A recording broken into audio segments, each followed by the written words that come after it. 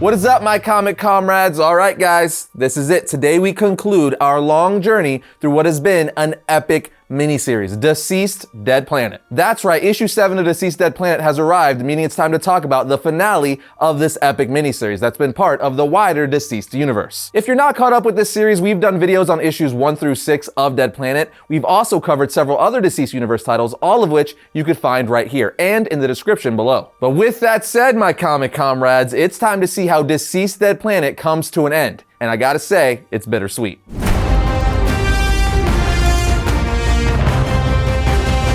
Alright, so last we left off at the end of issue 6, John Constantine became Dr. Fate, along with possessing several other mystical and magical artifacts in the DC universe, like Ragman's cloak, the powers of Shazam, and so on and so forth, becoming the most powerful mystic in probably all of comic books. All of which Constantine did to stop Trigon and the Amazo army, who are out to eradicate all of the infected on Earth. And issue 7 picks up with just that, the Amazo army tearing through the infected left and right. The comic even says, unstoppable killing machines, programmed to wipe out all anti-life on Earth. Each Amazo was created to be strong enough to face the Justice League. At which point we see a boom tube open up in the sky where the remaining members of the Justice League start flying through to attack and destroy the Amazos. As the comic captions continue to say, but this wasn't the Justice League the Amazos were built for. These were warriors, wielders of the living lightning, the greatest trained fighters on the planet, holders of the most powerful weapons in the universe, and actual gods. A desperate last line of defense, risking everything to protect the anti-living from the artificial intelligence. And as the captions are telling us this, we see Cassidy Wonder Woman about to pop off the head of an Amazo with her lasso, Mary Marvel and Cassandra Cain, Batgirl, pierced right through an Amazo with their lightning powered by the wizard Shazam, Green Canary crushed them with one of her constructs, and Barda, an actual god,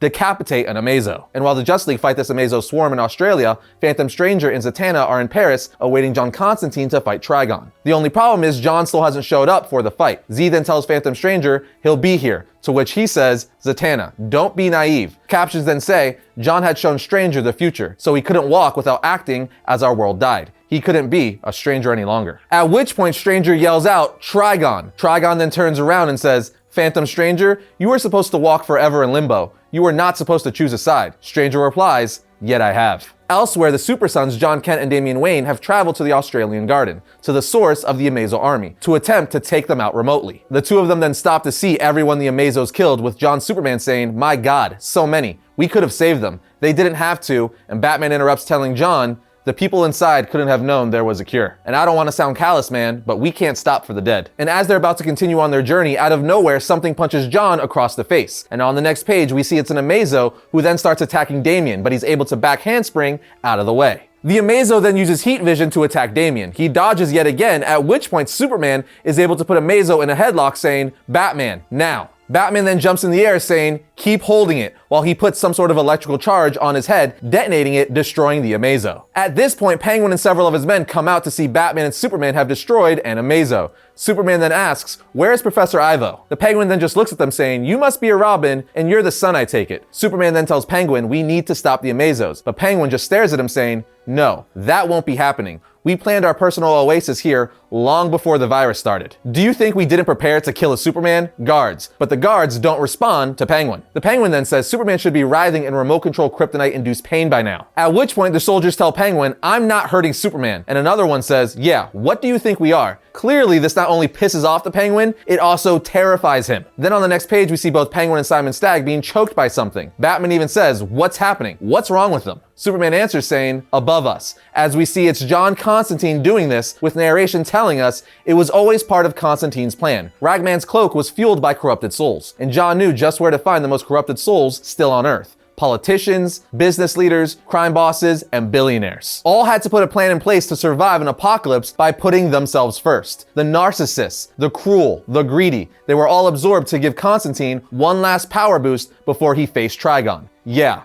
that is all kinds of awesome. Superman then flies up to Constantine saying, what are you doing? He then takes off his helmet of fate saying, okay, it's okay. The cloak only targets truly evil. If they're in here, they deserve to be. They're staying here until they've answered for their sins. It's about justice. I think your old man would have approved. I need to do this to deal with a certain doom out there, but I've got it covered, okay? Superman says, you want to be more specific? John Constantine answers saying, I'm going to take on a demon who will otherwise destroy the planet. Superman being Superman, of course, asks, can I help? Constantine tells him, no. Honestly, I wish you could, but I've seen the future, and you don't make it. So don't worry about it. I'll save the world. You save everyone on it. And as Constantine flies away, Superman says, "You're a good man, John Constantine." To which he replies, "I'm really not, but I'm not gonna lie, it's nice to hear Superman say that." Just like that, Constantine left to do the unthinkable. And after this, Batman and Superman go inside the Australian bunker to see that the Penguin had killed Professor Ivo. He did so after the launch of the Amazos because of a power struggle between the two of them. Batman then is essentially like, crap, well, we're not going to get much out of Ivo now. But before Superman and Batman leave, Superman thanks the soldiers, saying, "I wanted to thank you for not doing whatever Cobblepot wanted you to do to me. It takes a hero to say no to the people in power when they're wrong." After this, Superman and Batman grab an Amazo head and take it back to Magnus Labs. When they arrive, Cyborg asks if they were able to take out the Amazos. Superman says, "We ran into trouble. We're going to need your help." Batman then jumps in saying, "I think we crack open this Amazo head and work out how they transmit to each other, and then we use that to infect all their systems." Cyborg is like, "Are you suggesting we give the Amazo army a virus?" Damian's like, "I realize you're probably over viruses by now, but yes, that's exactly what I'm suggesting." Shortly after this, the race for humanity begins as the two fastest beings on the planet, Superman and the Flash, start making their way across the world, injecting people with the cure for the anti-life equation. Meanwhile, Constantine finally shows up in Paris to help Zatanna and the Phantom Stranger fight Trigon. As Constantine helps Z up, she says, "John, you came." He tells her, "Of course I did. Just had to get a little more prepared. Now, if you're up for it, I just need two things from you. I need you to hold this for a little later, and I need you to tell me I could do this." And with that, Constantine starts facing off against Trigon, saying, "Okay, as much as I enjoy seeing Stranger trodden on, let him up." As Trigon is literally stepping on him, Trigon says, "Ha! John Constantine, you've collected some toys. Do you have any idea of the eternity of torment waiting for you in hell?" John says, "I have some inkling." Yeah. Trigon goes on to say, "The demons you have angered, the pain you will endure, the never-ending nightmare that will," and Constantine interrupts saying, "Oh, shut up." And with the speed of Mercury, Constantine hit with the power of Zeus, with the strength of Hercules, and enhanced by all the force imbued by the Lords of Order, and with hundreds of angry cursed souls behind the blow. As the comic says, in short, John decked a freaking demon. I said it several issues back, but man, Tom Taylor writes Constantine perfectly. But in general, over the last 2 years or so, Constantine has become one of my most liked DC characters. They've just been writing him so well in comics and animation lately. Anyway, Constantine continues to fight Trigon. As the comic says, he chose his blows with a combination of the wisdom of Solomon and the dirty tricks he learned over a lifetime of avoiding fights. With Madame Xanadu's crystal ball in hand, John could see the future, so he could stay a fraction in front of Trigon's attacks. He used everything he had. He ascended other dimensions. He called on imprisoned souls and ancient gods. It wasn't enough. As we see Trigon punch Constantine into the ground, killing him. Yes, John Constantine, powered by Dr. Fate, Shazam, Ragman's cloak, Madame Xanadu's crystal ball, still wasn't enough to defeat Trigon. Trigon was still able to pull out the win with a single punch. If that's not a testament to how powerful this particular version of Trigon is, I don't even know. Anyway, Trigon then tells Constantine, "I'll see you in hell, magician. I look forward to making you pay for your little tricks here." At which point, Zatanna runs over crying over John Constantine's body, and before John dies, he says, "Bye, Z." Zatanna then continues to narrate the comic because if you didn't know, she's been the one narrating this whole time, and she says, "There was a moment of utter despair when I knew we lost. When I knew we had no future." As we see the Amazos around the world finally getting the upper hand on the Justice League. But she continues to say, "I should have had more faith because our heroes had always found a way." As we see Batman, Cyborg, and Swamp Thing figure out a way to put the virus into the Amazo army, with the Amazo head Batman and Superman brought back. And just like that, the Amazo army was defeated and destroyed. But while the Amazos fell, there was still a demon scorching the earth. But then he showed up.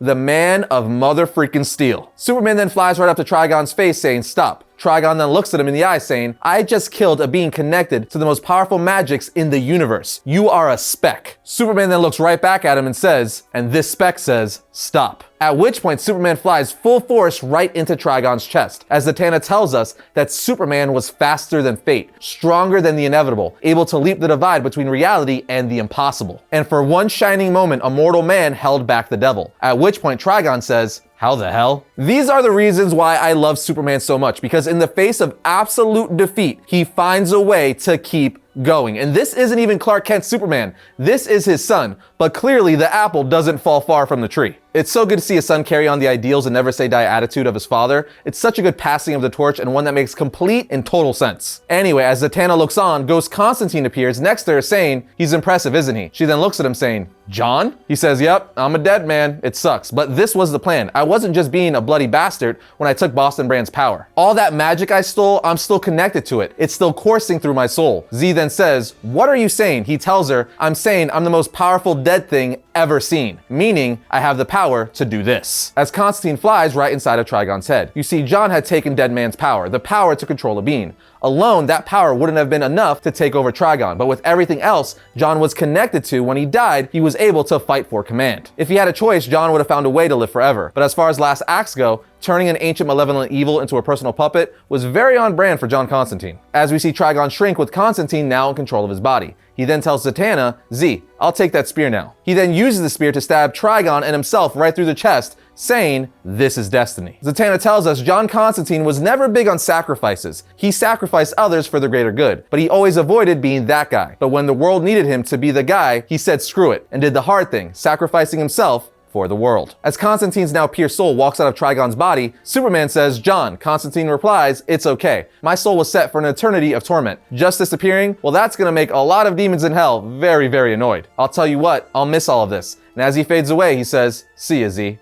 And now without a ridiculous number of imminent threats, the Justice League starts slowing down and finish curing the rest of the world. They were able to cure 2 billion people, including friends, leaders, and family. So many they had lost were found again. And the comic ends with Oliver Queen being cured, saying, Pretty Bird, I thought I died. And Green Canary, with tears in her eyes, say, I made you a promise, Ollie. I brought you back. We brought them all back. As we see them kiss and the heroes look at a cured world. And just like that, my friends, DCeased Dead Planet comes to an end. This miniseries was so good, like really, really good. The DCeased universe and titles are among my favorite comics currently coming out. Tom Taylor is doing such an amazing job with DCeased across the board, and he definitely did not disappoint with this miniseries. And the fact that the series around the halfway point started becoming a John Constantine focused story was brilliant and something that like snuck up on me. They quite literally pulled a Justice League Dark Apocalypse War on us, where John Constantine in the end was the center of the story. And the fact that Constantine's plan was that he always knew he was gonna die, he just needed to imbue himself with all those powers so that his soul would still be connected to them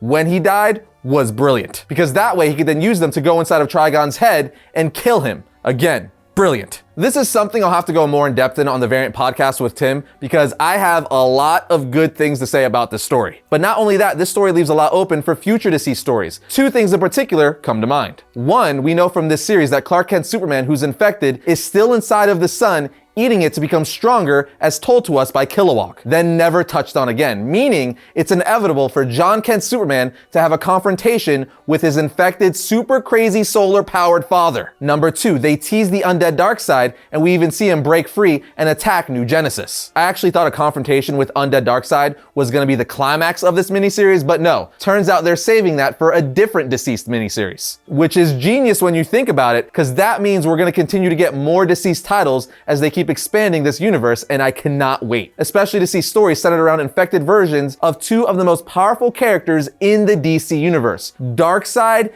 and Superman. God, I cannot wait for that. With all that said, clearly you guys know I enjoyed the hell out of this series, but what do you guys think? Let us know in the comment section. And just like that, my comic comrades, that brings today's episode to a close. But if you enjoyed today's episode, check out this one right here. And if you like all of our content, as always, subscribe, like, and comment. It helps us out. But I'll see you guys next time when I talk about all things comics.